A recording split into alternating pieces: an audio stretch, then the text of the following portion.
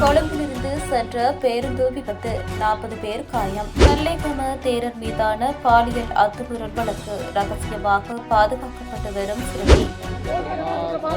வெளிநாட்டில் வேலையாசை காட்டி பணம் பறித்த பெண் கைது. சோதனையில் சிக்கிய லட்சங்கள். பிரதேச சபை செயலாளரின் அடாவடித்தனம். சினிமா பாணியில் அதிரடி காட்டிய அதிகாரிகள். கப்பல் மீது ட்ரோன் தாக்குதல். முட்டாள்தனம். ஈரான் மீது ஜனாதிபதி ட்ரம்ப் சீற்றம். குற்றவாளிக்கு உதவிய குற்றச்சாட்டில் ஜனாதிபதி செயலக அதிகாரி கைது. கொழும்பிலிருந்து பதுளை நோக்கி பயணித்த இலங்கை போக்குவரத்து சபைக்கு சொந்தமான பேருந்து விபத்துக்குள்ளாகியுள்ளது. இந்த பேருந்து அதிகாலை நேரத்தில் சுமார் 20 அடி பள்ளத்தில் விழுந்து விபத்துக்குள்ளானது. 40 பேர் காயமடைந்துள்ளனர். தியத்தலாவ தொடருந்து நிலையத்துக்கு அருகில் வைத்தே இந்த பேருந்து இவ்வாறு விபத்துக்குள்ளாகியுள்ளதாக தகவல்கள் தெரிவிக்கின்றன. விபத்தில் காயமடைந்தவர்கள் தியத்தலாவ வைத்தியசாலையில் அனுமதிக்கப்பட்டுள்ளதாக போலீசார் தெரிவித்துள்ளனர். காயமடைந்தவர்களில் ஆபத்தான நிலையில் இருந்த ஒருவர் மேலதிக சிகிச்சைக்காக பதுளை வைத்தியசாலைக்கு மாற்றி அனுப்பப்பட்டுள்ளதாக தியத்தலாவ வைத்தியசாலையின் பேச்சாளர் ஒருவர் தெரிவித்துள்ளார். சிறுமியொருவரை பாலியல் அத்துமீறலுக்கு உள்ளாக்கியதாக கூறப்படும் குற்றச்சாட்டு குறித்த பல்லேகம கேவரத்ன தேரர் தொடர்பான வழக்கு விசாரணை இன்று இடம்பெற்றது.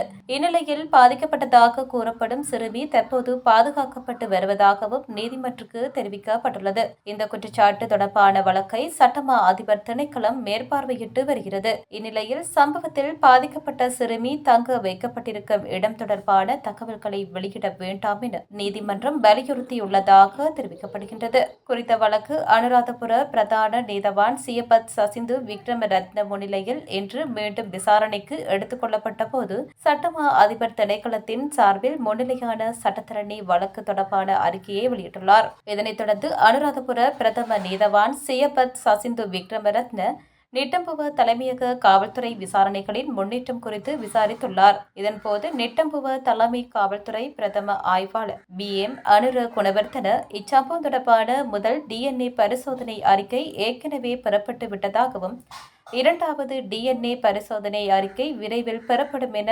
எதிர்பார்க்கப்படுவதாகவும் தெரிவித்துள்ளார். விசாரணைகள் தொடர்பாக சந்தேக நபரான தேரர், பாதிக்கப்பட்ட சிறுமி மற்றும் அச்சிறுமியின் தாயார் ஆகியோரின் தொலைபேசி பகுப்பாய்வு அறிக்கைகள் ஏற்கனவே பெறப்பட்டு நீதிமன்றத்தில் ஒப்படைக்கப்பட்டு விட்டதாக பிரதம ஆய்வாளர் நீதிமன்றத்தில் கூறியுள்ளார். இச்சம்பவம் தொடர்பாக மேலும் விசாரணைகள் நடத்தப்படும் என்றும் அந்த விசாரணைகளின் முன்னேற்றம் குறித்து அறிக்கையளிக்க ஒரு திகதியை வழங்குமாறும் பிரதம ஆய்வாளர் நீதிமன்றத்தில் தெரிவித்துள்ளார். சந்தேக நபரான பல்லேகம கேவரத்ன தேரருக்காக முன்னிலையான ஜனாதிபதி சட்டத்தரணி கலிங்க இந்திரதிச இச்சம்பவம் இன்னும் விசாரணையில் இருப்பதால் சிறப்பு வாதங்களை முன்வைக்கப் போவதில்லை என்று குறிப்பிட்டுள்ளார். இந்நிலையில் பாதிக்கப்பட்ட சிறுமியை கண்காணிக்கும் நன்னடத்தை அதிகாரி அந்த சிறுமி தற்போது உளவியல் ஆலோசனைக்கு அனுப்பப்பட்டு வருவதாகவும் நன்னடத்தை துறையின் மேற்பார்வையில் பாதுகாப்பாகவும் பத்திரமாகவும் வைக்கப்பட்டுள்ளதாகவும் தெரிவித்தார். நன்னடத்தை அதிகாரி குறித்த சிறுமியுள்ள இடத்தை வெளியிட முயன்றபோது நீதவான் அதனை வெளிப்படுத்த வேண்டாம் என்று அவருக்கு வலியுறுத்தியுள்ளார். காம்பளையில் வலுக்கட்டாயமாக பூட்டப்பட்டிருந்த 3 களஞ்சிய அறைகள் அரசு அதிகாரிகளால் வலுக்கட்டாயமாக உடைக்கப்பட்டு பரிசோதனை செய்யப்பட்டுள்ளது. உடப்பலாத பிரதேச செயலாளரால் பூட்டி சீல் வைக்கப்பட்டிருந்த 3 களஞ்சிய அறைகள் அரச நிர்வாகம் மற்றும் உள்நாட்டலுவல்கள் அமைச்சின் உள்வாரி கணக்காய்வு அதிகாரிகளால் பரிசோதிக்கப்பட்டுள்ளது. டித்வா சூறாவளியால் பாதிக்கப்பட்ட மக்களுக்காக வழங்கப்பட்ட நிவாரணப் பொருட்களை வழங்காமல் மறைத்து வைக்கப்பட்டுள்ளது. அதில் பெருமளவு பொருட்கள் சேதமடைந்த நிலையில் பாவிக்க முடியாத நிலையில் உள்ளதாக தெரியவந்துள்ளது. குறித்த களஞ்சிய அறைகளில் ஏதோ ஒரு காரணத்துக்காக பிரதேச செயலாளரால் பூட்டுகள் இடப்பட்டு அவை மூடப்பட்டிருந்தன. எனினும் உடப்பல்லாத பிரதேச செயலகத்துக்கு திடீர் விஜயம் மேற்கொண்டு அரச நிர்வாகம் மற்றும் உள்நாட்டலுவல்கள் அமைச்சின் உள்வாரி கணக்காய்வு அதிகாரிகள் அந்த அறைகளை பரிசோதனை செய்ய முற்பட்டுள்ளனர்.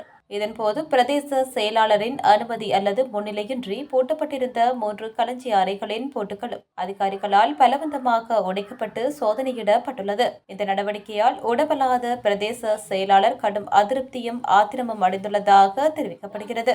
வெளிநாடுகளில் வேலை வாங்கி தருவதாக வாக்குறுதியளித்து பணம் மோசடி செய்த பெண்ணொருவரை சிறப்பு குற்றப்புலனாய்வு பிரிவினர் கைது செய்துள்ளனர். இந்த கைது நடவடிக்கை நேற்று முன்னெடுக்கப்பட்டுள்ளதாக தெரிவிக்கப்பட்டுள்ளது. ரூபாய் 20 லட்சம் மோசடி செய்ததாக சந்தேக நபர் அளித்த புகாரை தொடர்ந்து சிறப்பு குற்றப்புலனாய்வு பிரிவு விசாரணையை ஆரம்பித்துள்ளனர். இதற்கமைய நேற்று காலை அலுவம்மை போலீஸ் பிரிவில் சிறப்பு குற்றப்புலனாய்வு பிரிவு அதிகாரிகள் குழு நடத்திய விசாரணையை தொடர்ந்து சம்பவத்துடன் தொடர்புடைய சந்தேக நபர் கைது செய்யப்பட்டுள்ளார்.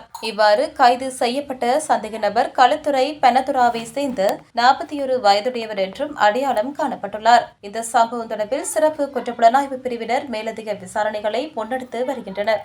எவர் லவ்லி என்ற வணிக கப்பல் மீது ஈரான் ஆளில்லா ட்ரோன் தாக்குதல் நடத்தியமைக்கு அமெரிக்க ஜனாதிபதி டொனால்டு டிரம்ப் கடுமையாக கண்டனம் தெரிவித்துள்ளார். இந்த தாக்குதல் அமெரிக்காவுடன் மேற்கொள்ளப்பட்ட போர் நிறுத்த ஒப்பந்தத்தின் முட்டாள்தனமான மீறல் என்றும் டிரம்ப் கண்டித்துள்ளார். ஹோர்முஸ் நீரிணையில் சென்று கொண்டிருந்த எவர் லவ்லி கப்பலின் மேல் தளத்தில் ஈரான் ஏவிய ஆளில்லா ட்ரோன் தாக்கியதில் சேதம் ஏற்பட்டது. ஈரான் மொத்தம் 4 ஆளில்லா ட்ரோன்களை ஏவியதாகவும் அதில் 3ஐ அமெரிக்க படைகள் சுட்டு வீழ்த்தியதாகவும் சர்வதேச ஊடகங்கள் செய்தி வெளியிட்டுள்ளன. கப்பலின் சில பகுதிகள் சேதமடைந்த போதும் கப்பலில் இருந்தவர்களுக்கு எந்த பாதிப்பும் ஏற்படவில்லை என தெரிவிக்கப்படுகின்றது. இந்நிலையில் கொள்கலன் கப்பல் ஹோர்முஸ் நீரிணையை கடந்து தனது பயணத்தை நிறைவு செய்துள்ளதாகவும் தற்போது தனது பயணத்தை தொடர்வதாகவும் கடல்சார் பாதுகாப்பு ஆணையம் தெரிவித்துள்ளது.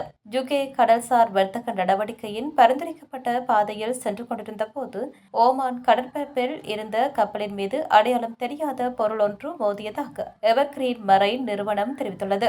ஜனாதிபதி செயலகத்தின் நாடாளுமன்ற மற்றும் அமைச்சரவை பிரிவின் சிரேஷ்ட உதவி செயலாளர் ஒருவர் கைது செய்யப்பட்டுள்ளார். குறித்த கைது சம்பவம் நேற்று இடம்பெற்றுள்ளது.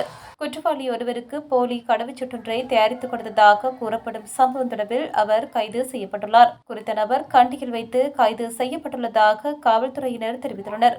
சம்பவம் தொடர்பான மேலதிக விசாரணைகளை காவல்துறை மேற்கொண்டு வருகின்றமை குறிப்பிடத்தக்கது. இதுபோன்ற மேலும் பல செய்திகளை அறிந்து கொள்ள டிவிஎன் லங்கா சேனலினை சப்ஸ்கிரைப் செய்து பக்கத்தில் இருக்க பெல் ஐக்கனையும் கிளிக் பண்ணி வச்சுருங்க. அப்போ தான் நாங்கள் போடுற அப்டேட் உடனே உங்கள்கிட்ட வந்து சேரக்கூடியதாக இருக்கும்.